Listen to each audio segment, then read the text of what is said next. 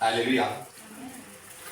La situation, c'est que nous étions aux noces de Canaan et le vin a manqué. Il fallait résoudre ces problèmes. Je vous avais déjà expliqué ici que à l'époque, le mariage, dans leur tradition, prenait 7 jours. C'est pas nous, le mariage, on fait en un jour. Parfois, on dit on va faire les deux en un jour. État civil et coutume en un jour. Là-bas, le mariage prenait 7 jours. Le mariage, c'est une fête. Et le mariage avait des symboles, avait des signes pour savoir que c'est un mariage réussi ou un mariage qui a échoué. Pour savoir si un mariage aura des problèmes ou n'aura pas de problème. Il y avait des signes. Entre autres, il fallait qu'il y ait toujours à boire et à manger. Dès que ça manque, c'est un mauvais mariage. Pendant les 7 jours, à boire, à manger. La musique, ça ne se coupait pas comme chez nous ici. Hein. Alléluia. Amen. Non, c'était pas comme ça. La musique était, dès que ça se coupe, on dit, le couple là aura des problèmes. Parce qu'il y a un son qui a manqué. Alléluia. Les sons ne manquaient pas. Pendant 7 jours francs, il devait y avoir toujours de la nourriture, toujours à boire, toujours à manger. Dès que ça manquait, c'était une malédiction. Et les gens pouvaient déclarer partout que le mariage là est maudit. Alors, pour résoudre ces problèmes, Marie est venue voir son fils pour dire petit papa, oui. Je crois qu'il peut y avoir un problème. Alléluia.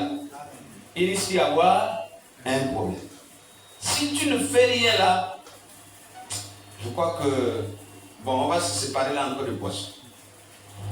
Et c'est comme ça que Jésus va répondre. Il dit, femme, qu'y a-t-il entre toi et moi? Mon heure n'est pas encore arrivée. Mon temps n'a pas encore sonné. Alléluia. Bien-aimé. C'est tellement qu'aujourd'hui, tu te sens en bout de course. Tu te sens essoufflé. Tu te sens abattu. Tu te sens triste. Peut-être qu'aujourd'hui, tu connais des véritables problèmes, des véritables difficultés. C'est tellement qu'aujourd'hui, tu es fatigué, découragé. Parce qu'il y a des situations que tu ne maîtrises plus.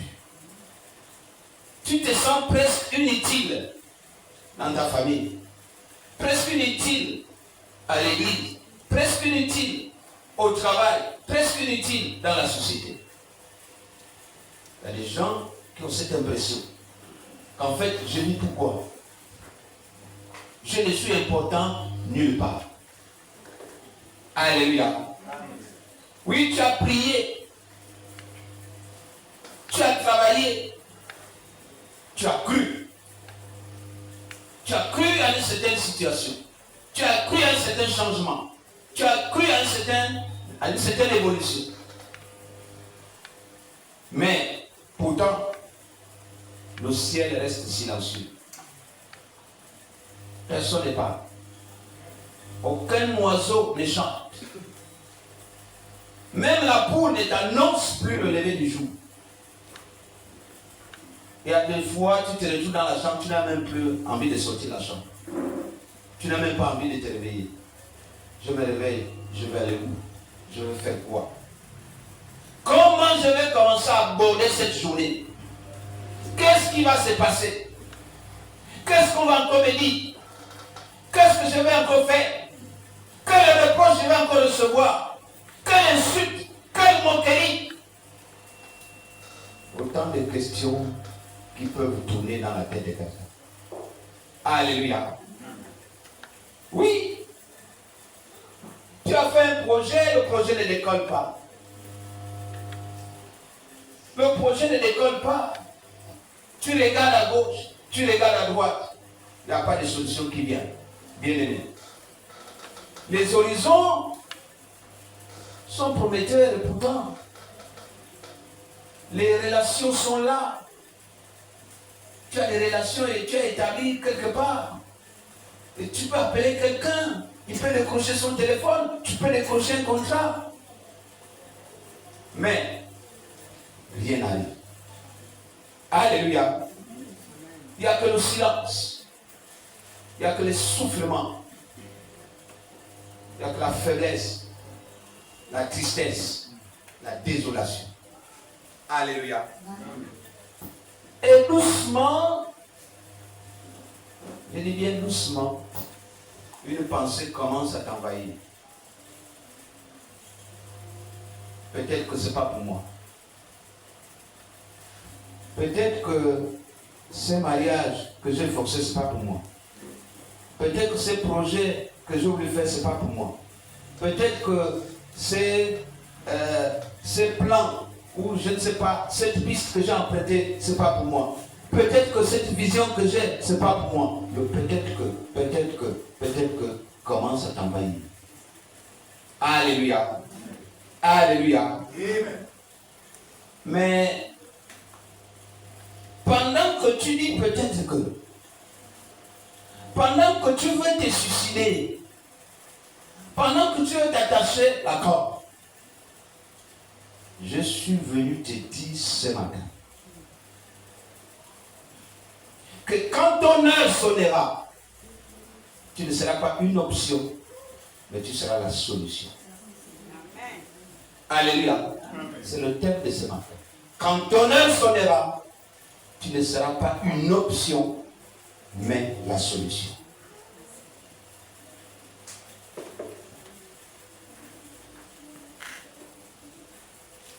Tu ne seras pas une option. Tu seras la solution.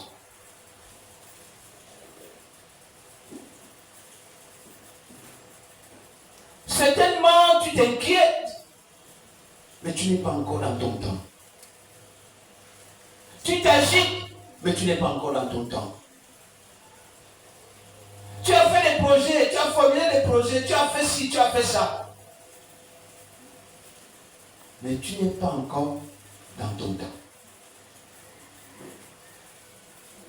Oui, rappelez-vous de cette histoire où ce n'est pas lui-même l'éléphant qui s'inquiète, mais c'est le chien qui s'inquiète. Vous vous souvenez? Mais attends. L'éléphant dit au chien, ce n'est pas encore mon temps. Vous comprenez, non? Bon, toi tu paniques pour rien. Nous avons pris les grossesses ensemble. Ok. Tu as accouché une fois. Tu as pris une autre. Tu as accouché 2 fois. Tu as pris une autre. Tu as accouché 3 fois. Moi je suis là. Je n'ai pas un fibrome.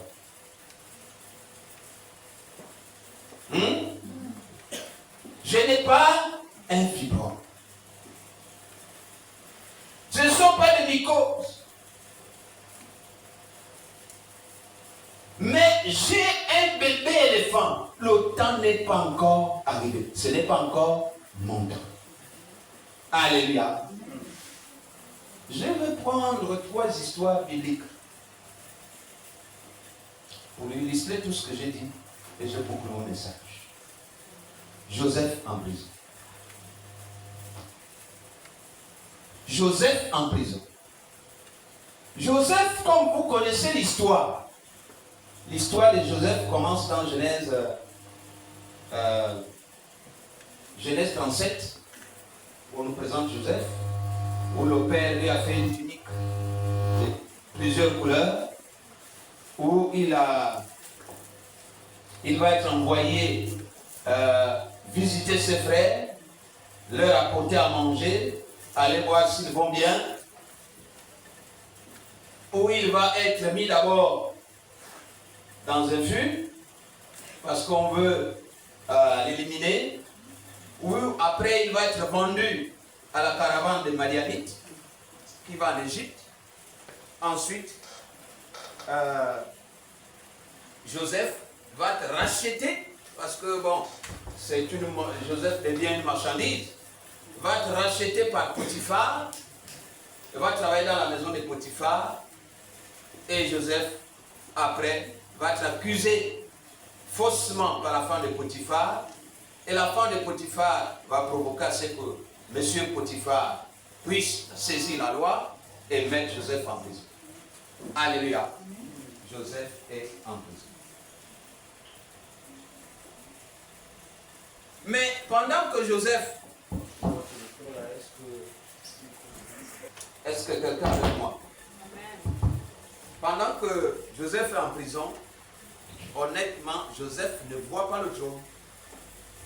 Il ne voit pas le trône. Joseph voit seulement les chaînes. Les chaînes qu'on lui a mises certainement au bras. Les chaînes qui sont là pour sceller le portail. Les chaînes qui sont là pour sceller la porte. Les chaînes qui sont partout. Voici ce que Joseph voit pendant qu'il est en prison. Alléluia. Joseph voyait les chaînes. Il ne voyait pas le trône. C'était un prisonnier. Et Joseph en prison, bien aimé, va se contenter de se concentrer sur son Dieu. Il dit, je n'ai rien fait pour me retrouver là. Je n'ai rien fait. Mais si tu existes dans ma vie, si tu existes pour moi, c'est maintenant ou jamais que tu dois me parler. C'est maintenant ou jamais que tu dois poser ta main sur moi. Alléluia. Et Joseph, se trouvant, je crois que ça va me fatiguer. On va essayer comme ça. Je vais essayer d'augmenter les baffes. Vos micros là. Vous ne dites jamais aux gens les maladies que vous avez. On vient seulement constater les divins. Apparemment, la semaine, ça a l'air de marcher pour vous. Parce que si vous... Alors, disais-je que Joseph avait un don. Le don d'interpréter les rêves. Ce n'était pas seulement le don de Joseph. En réalité, toute la famille avait ce don-là. Parce que, souvenez-vous, nous sommes encore dans Genèse 37, quand Joseph va faire 2 rêves, le premier rêve, il voit des gerbes de fleurs, mais l'interprétation que les parents font est juste. La deuxième fois, il voit les étoiles, le soleil et la lune, et le père dit, mais attends, tu penses que toi là, toi d'hier là, que j'ai moi-même lavé dans la bassine là, tu vas nous commander. Mais en fait, ce que le père disait, c'était la réalité. Il était en train de bien interpréter le rêve de l'enfant, puisque c'est ce qui s'est passé. Alléluia. Donc du coup, cette famille avait le don d'interpréter les rêves. Et ce don-là était avec Joseph en prison. Certainement, comme vous et moi, Joseph a pu se dire, mais j'ai un don, j'ai un talent, ça me sert à quoi? Je suis toujours en prison. Alléluia. Malgré mon don, malgré mon talent, je suis en prison. Je fais quoi avec? Et Joseph va rester donc avec ces dons-là, malgré ces dons, parce qu'il y a des dons qui peuvent être emprisonnés. Je suis en train de dire à quelqu'un, tu peux avoir un don, mais ça peut être emprisonné. Alléluia. Joseph avait un don, mais qui était en prison. Puis arrive un jour. Dis avec moi, un jour. Un jour. Puis arrive un jour. Puis arrive un jour. Un jour. Un jour. Un jour. Un jour. Il y a le panetier et les chansons du roi qui étaient aussi emprisonnés là, qui vont faire chacun dans la même nuit un rêve. Chacun dans la même nuit va faire un rêve. Pendant que, bon, ils sont en train de parler, ils sont en train de raconter, ils sont en train de faire des choses, Joseph est à côté. Joseph écoute. Et Joseph dit, mais je peux essayer de vous dire quelque chose. Oui, si tu veux. Parce que quand quelqu'un fait un rêve, et en fait, même sans le vouloir, il est en train de chercher quelqu'un qui peut l'éclairer. Amen.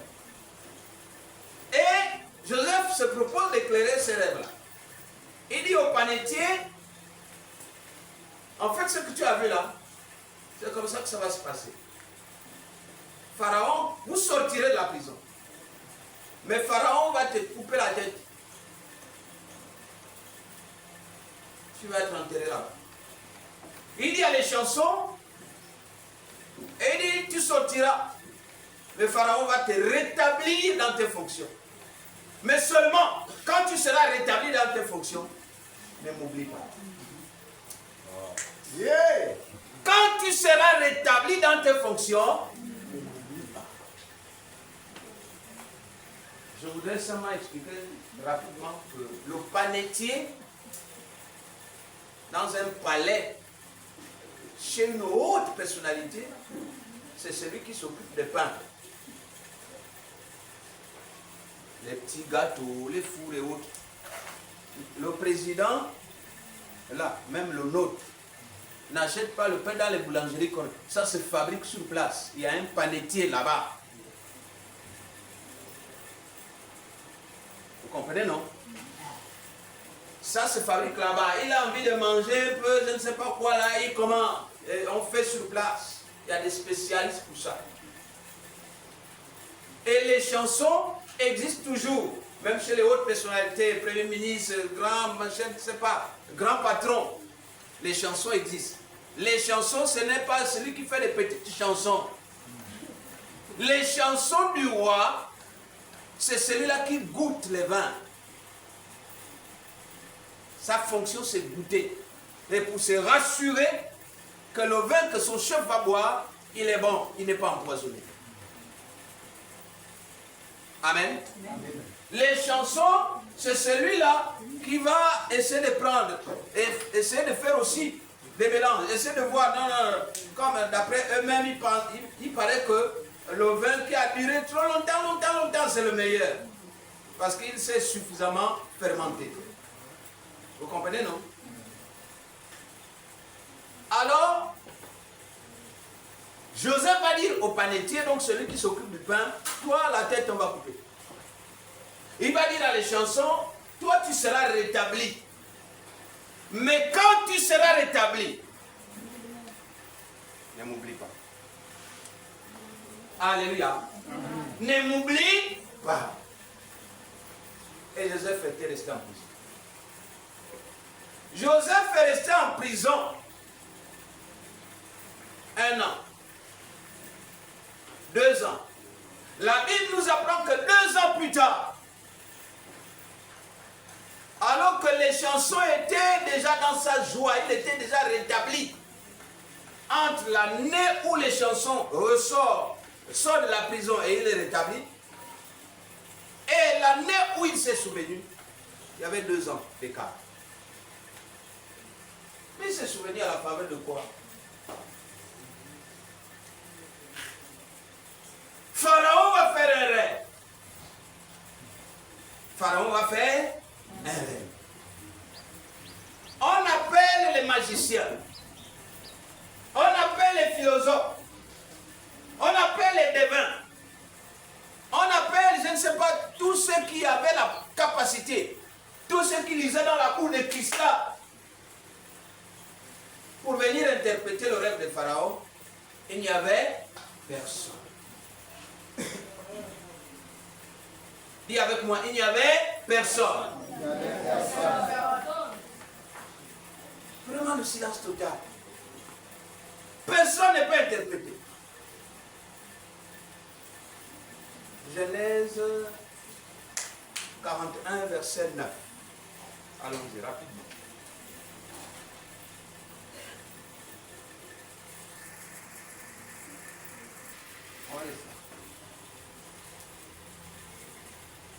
Joseph est en prison.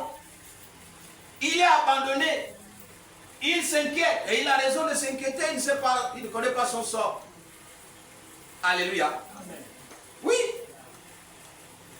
Mais la Bible nous dit que Joseph est resté fidèle à son Dieu. De la même façon que nous connaissons l'histoire de Job, où la femme lui disait, hey, toi aussi, réunis ton Dieu, machin. Les amis venaient lui dire la même chose, mais Joseph est resté fidèle. Alléluia. Joseph est resté fidèle parce que l'horizon était sombre pour lui.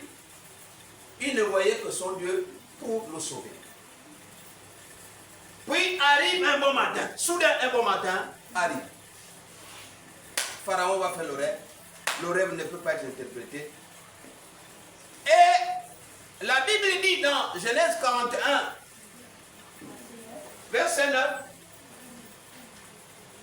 Alors les échansons, alors le chef des échansons prit la parole et dit à Pharaon, je vais rappeler aujourd'hui le souvenir de ma faute. Je vais rappeler aujourd'hui le souvenir de ma faute.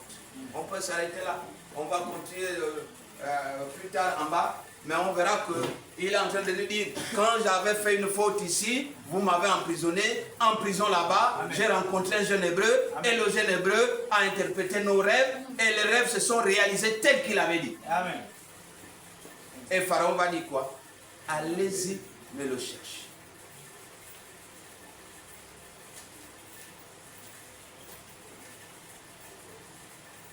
Pharaon fait un rêve. Puis les chansons se souviennent de Joseph. Il dit non, quand j'étais en prison, il nous avait dit que le panetier va être coupé la tête.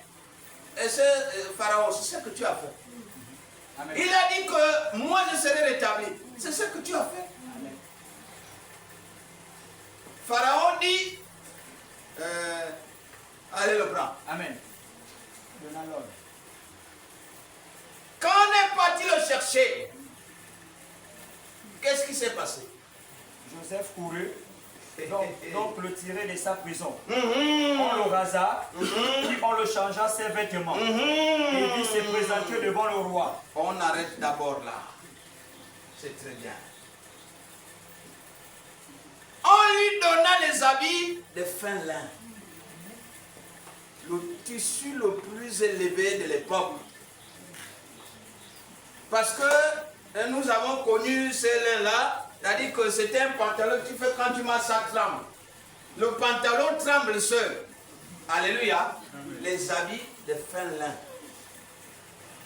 Tu ne bouges pas, tu mets seulement ton pied comme ça. Le pantalon doit lui-même danser.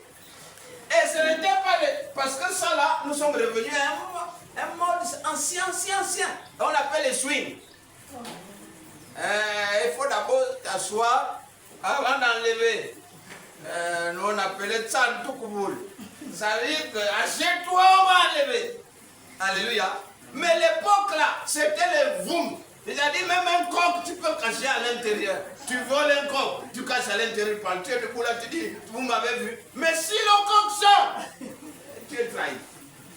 Alléluia. Amen. Donc c'était les voum comme ça. Donc quand tu marches comme ça là, le pantalon lui-même décrit la scène.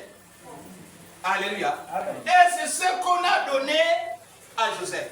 Joseph arrive, il est rasé, il est nettoyé, il est lavé. Il est vraiment dans un haut standing. Alléluia. Amen. Parce que il faut aller au palais. Mais je voudrais que, pendant que nous sommes là, nous lisons dans le même texte 41, Genèse 41, nous lisons les versets doucement. Il faut aller doucement. Les versets 33 à 44. Doucement, 33 à 44. Mettent dans les provinces des gouverneurs. Amen. N'est-ce pas? Amen. Et que ce gouverneur-là prélève un cinquième de toutes les récoltes qu'on va cacher pendant les 7 années d'abondance, parce que le rêve de Pharaon voulait dire qu'il y aura 14 ans. C'est un rêve établi sur 14 ans. Dans les 14 ans, moitié, 14 ans, c'est-à-dire 7 ans, abondance, moitié 14 ans, c'est-à-dire 7 ans de sécheresse. Et c'est la première période qui allait commencer, c'est la période d'abondance. Donc Joseph dit, que Pharaon choisisse déjà un homme sage et intelligent pour que pendant les premières années, là, les 7 premières années d'abondance, qu'on prélève un 5e de toutes les récoltes, qu'on fasse des greniers, qu'on cache, parce que quand nous allons passer aux années de sécheresse, au moins on peut s'appuyer sur ce qu'on a caché. On continue. Verset 35. Parler. Mais Pharaon commence à détecter quelque chose. Il dit, est-ce que, il s'adresse à ses ministres, à son entourage, il dit, est-ce que vous êtes sûr qu'on peut encore trouver un autre homme comme celui-ci? Amen. Intelligent, sage. Vous êtes sûr? Allons-y. Verset 39. Il n'y a personne d'autre qui soit aussi sage, aussi intelligent que toi. Quand ton heure arrive, tu es la solution et pas une autre. Amen. On a. Verset 40. Entre toi et moi, il n'y a que le trône parce que tu ne viendras jamais t'asseoir là. Il n'y a que le trône qui nous sépare. Mais sinon, allons-y. Verset 41. Oui. Pharaon dit à Joseph, vois, je te donne le commandement de tout le pays d'Égypte. Je te donne le commandement de tout le pays. Oui, on avance. Jusqu'à 4. Pharaon ôta son anneau de la main. Écoutez là, regardez. J'avais déjà expliqué ici qu'à l'époque, ce qu'on appelle cachet. Quand l'autorité a fait la lettre, il a paraphé, il a même signé, parce que signer, c'est mettre son nom. Quand on dit signe, mets ton nom. Quand on dit paraphe, c'est le gribouillis qu'on fait là. Parapher et signer, c'est pas la même chose. Parfois on fait le gribouillis, mais on ne met pas le nom. On a paraphé, on n'a pas signé. C'est comme un tract. On ne connaît pas qui a écrit. Mais quand on met son nom, ensuite on paraphe, c'est qu'on a signé. Et il dit, et à l'époque, le cachet du roi, c'était l'anneau là. Les choses que vous voyez avec nos amis là, en fait, c'est le sceau. On appelait ça le sceau. C'est-à-dire qu'il y a des initiales ici. Quand il tape là, terminé, il a signé. Il enlève ça, écoute-moi bien. Il enlève ça, Pharaon enlève. Prends cet anneau-là, donne à Joseph.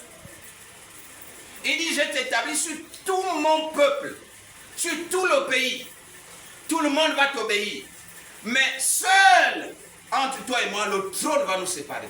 Imaginez-vous le président de la République qui prend son cachet et donne au premier ministre. Il dit, moi je n'ai que mon trône, c'est toi qui gères tout. C'est ça qui s'est passé. Alléluia. Amen. En Hollywood. En Hollywood ou bien en Mouyaoud. Bon, quand vous suivez les films de Mouyaoud, vous voyez souvent les Nigérians, ils ont le chef, le roi, il a toujours sa canne, plus quoi? Les colliers ici. Les colliers, celui qui portait les colliers, c'était le symbole de la royauté. Les colliers ne sont pas portés par n'importe qui. Quand quelqu'un porte un collier, c'est le symbole de l'autorité de la royauté. Donc, qu'est-ce qu'il va faire? Pharaon va prendre son anneau, il met sur le roi de Joseph, il va prendre les colliers, il va mettre ici, au cou, et Joseph est habillé d'habits de fin. Oui? Il le fit monter sur le char qui suivait le sien. Ah, regardez. Vous croyez que malgré tout ce que vous êtes là, quand le cortège du président passe, c'est ta voiture qui va suivre. Vous croyez que quand le cortège du président passe, c'est ta koyo là. C'est ça qui va suivre. On va dire, hey, mets-toi de côté, garde. On m'a fait ça ici à Moula. On m'a fait ça. Garde! On m'a fait ça ici à Moula. Ensuite, c'est Joseph. Oui, allons-y. Il le fit monter sur le char qui suivait le sien, et l'homme criait devant lui, à genoux. C'est ainsi que Pharaon lui donna le commandement de tout le pays d'Égypte. De tout le pays. Il dit encore à Joseph, je suis Pharaon, et sans toi personne ne me lèvera la main, ni le pied dans tout le pays d'Égypte. Pharaon appela Joseph du nom de Saphnath. On peut s'arrêter. Ce que j'ai envie de te faire comprendre, c'est que Joseph a été emprisonné. Joseph en prison ne voyait pas un trône. Il voyait seulement les chaînes. Mais à la faveur de son don, qui était emprisonné, il a exercé en prison là-bas. Même en prison, on peut exercer l'autorité royale qu'on a reçue. Alléluia. Même en prison, on peut prier. Même en prison, on peut élever Dieu. Et Joseph n'a pas manqué, malgré le fait qu'il était en prison, d'exercer son don. Il a vu les chansons du roi, le panetier. Il a exercé son don. Il a dit les rêves que vous avez eu à faire. Voilà, voilà, voilà, voilà. Mais toi, quand tu seras rétabli là-bas, pense à moi. Alléluia. Et quand les chansons s'est souvenu, il va dire à Pharaon, aujourd'hui je vais vous dire le souvenir de ma faute. Il s'est souvenu qu'il était emprisonné et qu'il y avait un jeune hébreu qui avait détecté son rêve. Qu'est-ce qui s'est passé? Joseph a été appelé pour venir interpréter le rêve du roi et Joseph a été élevé à la dignité de son rang. En tout cas, il a été élevé à la grande dignité.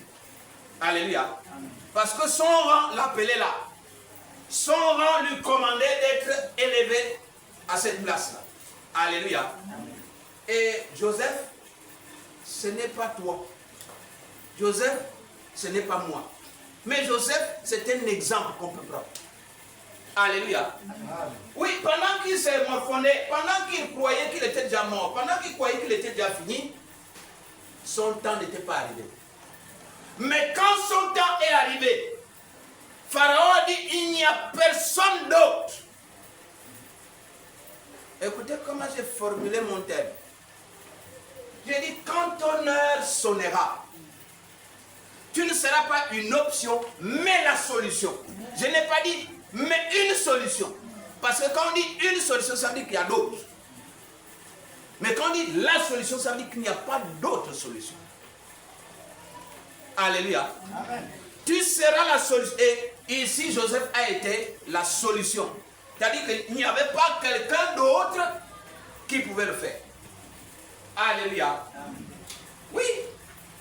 Joseph devant Pharaon n'a pas été choisi. Bon, on va encore faire comment, bon, puisqu'il n'y a que lui qui est là, bon, on le prend quand même. Non, il y avait des mages qui étaient là. Il y avait des magiciens qui étaient là. Il y avait des grands sorciers qui étaient là. Il y avait des grands érudits qui ont fait des écoles, des doctorats, tout ça là, qui étaient là. Mais un homme sage, un homme aussi intelligent que Joseph, il n'y en avait pas. Alléluia. Amen. Oui, voici ce que peu de gens comprennent lorsqu'on parle de ces choses. Dieu ne t'élève pas simplement parce que tu es prêt. Il t'élève parce qu'un besoin précis est là. Il t'élève parce qu'il y a une situation spéciale, une situation exceptionnelle que seul toi, tu peux résoudre. Alléluia. Dieu t'élève parce qu'il y a une situation spéciale que seul toi peux résoudre. C'est-à-dire qu'il n'y a pas quelqu'un d'autre. Il n'y a pas une option. Il n'y a pas à dire, bon, lui là aussi peut. Non, le seul qui peut, c'est elle.